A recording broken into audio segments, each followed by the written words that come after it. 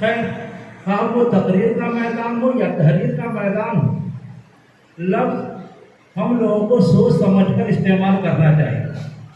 ایسا نہیں کہ سبقت لسانی کی وجہ سے کوئی ایسا لفظ آپ کی زبان سے نکل جائے جو آپ کے لیے سوگی کا باعث ہو اور دوسروں کے لیے خفت کا سامنا کرنا پڑے۔ ہمارے ساتھ ایک ایسا ہی واقعہ ہو چکا تھا کہ مبارک پور احیاء العلوم کے اندر وہاں طلباء کرام تقریر کے اندر اول دوم سوم پوزیشن لے کر آئے۔ اساتذہ وغیرہ کی ایک میٹنگ ہوئی جس کے اندر یہ طے پایا گیا کہ طلباء وغیرہ کی حوصلہ افزائی وغیرہ کی جائے، لہذا ایک حوصلہ افزائی پروگرام وغیرہ تشکیل دی گئی اور نظامت کی ذمہ داری مجھے دے دی گئی۔ خیر، نظامت میں کرتا رہا۔ اخیر کے اندر جب صدر محترم کو بلانے کی باری آئی تو وہاں پر ہماری زبان سے ایک ایسا لفظ نکل گیا جو ہمارے لیے سختی کا باعث بنا۔ وہ لفظ یہ ہے کہ میں نے اخیر کے اندر جو صدر محترم استاد مکرم تھے تو ان کو بلانے کے لحاظ سے مجھے یہ کہنا تھا کہ آپ اب حضرت یعنی صدر محترم آپ کے سامنے نصیحت فرمائیں گے، حوصلہ افزائی کلمات فرمائیں گے، تو ہماری زبان سے یہ نکل گیا کہ اب صدر محترم تشریف لا رہے ہیں تو آپ کے سامنے زبان درازی فرمائیں۔ اب بتائیے، زبان درازی اور بند و نصیحت دونوں کے اندر فرق ہوتا ہے۔ خیر، وہاں طلبا کا پروگرام تھا، اساتذہ وغیرہ تھے، سب کے سب اپنے تھے۔ جب یہ لفظ ہم نے استعمال کیا تو کسی کونے سے قہقہہ کی آواز آئی، کسی کونے سے ہنسی کی آواز آئی۔ جب چہرہ میں نے سب کا دیکھا تو معلوم ہوا کہ کچھ مجھ سے گڑبڑی ہو گئی۔ خیر، میں حد کا بٹک سا بنا رہا، لیکن بہتر کیوں ہوا کہ وہاں استاد محترم آئے، انہوں نے سمجھا دی، چھٹکارا ہمیں ملا۔ تو خیر، کہنا یہ ہے کہ تقریر کا معاملہ ہو یا تحریر کا معاملہ، وہاں پر الفاظ کو سوچ سمجھ کر کے آپ کو ادا کرنا ہے۔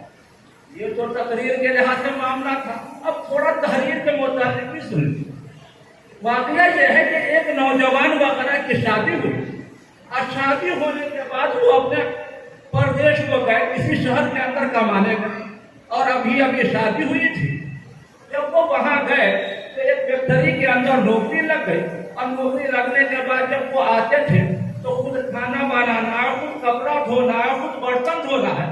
تو ابا جان کو انہوں نے خط لکھا کہ ابا جان، آپ کی دعاؤں کی وجہ سے یہاں مجھے نوکری لگ گئی ہے، لیکن کچھ پریشانیوں کا سامنا کرنا پڑ رہا ہے، اور وہ یہ ہے کہ جب میں فیکٹری سے واپس آتا ہوں کھانا بنانا پڑتا ہے، کپڑا دھونا پڑتا ہے اور بہت ساری پریشانیاں ہیں۔ بہتر یہ ہے کہ ہماری ایک مستورہ کو بھیج دے۔ تو ہماری شادی کا مستورہ سے انہوں نے اپنی اہلیہ مراد لے، تو بہتر ہے کہ ہماری مستورہ کو آپ بھیج دیں، جس سے ہماری پریشانی ختم ہو۔ خیر، جب یہ خط کہتے ہیں ان کے گھر گیا تو ان کے والد پڑھے لکھے تھے، انہوں نے مسجد کے امام سے یا مکتب کے مولوی سے یا اسکول کے ٹیچر سے، جو بھی ہو، اس سے خط پڑھا۔ جب خط کہتے انہوں نے پڑھا تو اس کے اندر لفظ مستورہ لکھا ہوا۔ ان کے والد نے کہا کہ بھائی، یہ مستورہ کا کیا مطلب ہے؟ ٹیچر نے بہت غور و فکر وغیرہ کے جواب دیا کہ مستورہ کا مطلب آپ نہیں سمجھے، اس کا مطلب ہے لحاظ، اس کا مطلب ہے رضائی۔ اور جب لحاظ اور رضائی اس کا مطلب ہے، وہ بیچارے گھر آئے اور انہوں نے اپنی اہلیہ سے مشورہ کیا، اپنی بہو سے مشورہ کیا کہ بیٹا میرا وہاں ہے، وہ لحاظ اور رضائی وغیرہ کے لحاظ سے پریشان ہے، کیا کریں گے؟ لحاظ اور رضائی وہاں بھیج دیں۔ ان کی بہو اور ان کی اہلیہ نے مشورہ دیا کہ ابا جان، پڑھا لحاظ اور رضائی وغیرہ خود وہ انتظام کر لیں گے، خود وہ انتظام کر لیں گے، آپ کو لحاظ اور رضائی بھیجنے کی ضرورت نہیں ہے، خط لکھنے کے باہر آپ کو خود انتظام کریں گے۔ کل ہو کر کے ان کے والد جن سے خط پڑھوایا تھا ان کے پاس گئے اور انہوں نے کہا کہ اس کا جواب ہے۔ تو آپ نے جواب کچھ اس انداز سے لکھا ہے کہ میرے پیارے بیٹے، آپ کی پریشانی سن کر کے تکلیف ہوئی، لیکن کیا کریں ہم؟ بہرحال ابھی آپ کی جو مستورہ ہے وہ ہمارے استعمال میں ہے، آپ جانتے ہیں کہ ہماری مستورہ بہت پرانی ہو گئی ہے اور کئی مہینے سے یہ مستورہ ہمارے استعمال میں ہے. اور آپ کو یہ بھی معلوم ہونا چاہیے کہ چند روز پہلے آپ کے چھوٹے ماموں آئے تھے.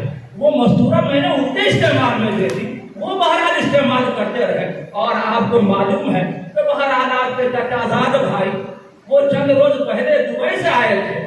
بہرحال ان کے پاس بھی کوئی مستورہ نہیں تھی. آپ کی مستورہ میں نے وہاں بھیج دی, انہوں نے بھی نہ استعمال وغیرہ کیا. بہتر یہ ہے کہ یہاں پیسے وغیرہ بھیجنے کی کوئی ضرورت نہیں. اگر پیسے وغیرہ ہیں تو آپ نئی مستورہ کا انتظام کر لیں, یا پھر یہاں آئیں گے تو پھر کسی نہ کسی لحاظ سے ہم مستورہ کا آپ کا انتظام کریں. جب یہ خط وہاں پہنچا تو بیٹے کا دماغ عرش معلیٰ پر پہنچ گیا, ساتویں آسمان پر پہنچ گیا کہ ہمارے والد صاحب اتنے نیک آدمی تھے, وہ بہایا کب سے بن گئے, وہ بدکار کیسے بن گئے. ہماری والدہ جو پارسا تھی وہ بہایا کیسے بن گئی. ہماری بیوی جو ہمارے ساتھ جینے اور مرنے کی قسم کھاتی تھی وہ بہایا کیسے بن گئی. بیچارے کا ذہن بالکل ادھر ادھر منتشر ہو گیا. تو 4 روز کے بعد بھاگا ہوا وہ آدمی وہاں ہے. جب وہ اپنے گھر گیا, باپ نے کہا کہ ملاقات کیا, السلام علیکم, واضحانہ طور پر باپ ملنا چاہا, سر موہری یعنی سر موہری کا مظاہرہ کیا. بیوی ہنستے ہوئے استقبال کرنا چاہیے, نظریں نیچی کر دی. والدہ بلائے لینے کے لیے دوڑی, وہ پیچھے ہٹ گئے. خیر اندرونی طور پر ان کے ذہن میں بہت ساری باتیں تھیں. نہا دھو کر جب وہ یعنی فریش ہوئے, رات میں کھانا کھا کر اپنی اہلیہ کے پاس گئے تو انہوں نے کہا کہ بہرحال تمہاری رات کیسے گزر رہی ہے. تو انہوں نے کہا ہماری رات تو بہت اچھی گزر رہی ہے. اور جو شریف آدمی ہوتا ہے فوراً اپنے غصے کا اظہار نہیں کرتا.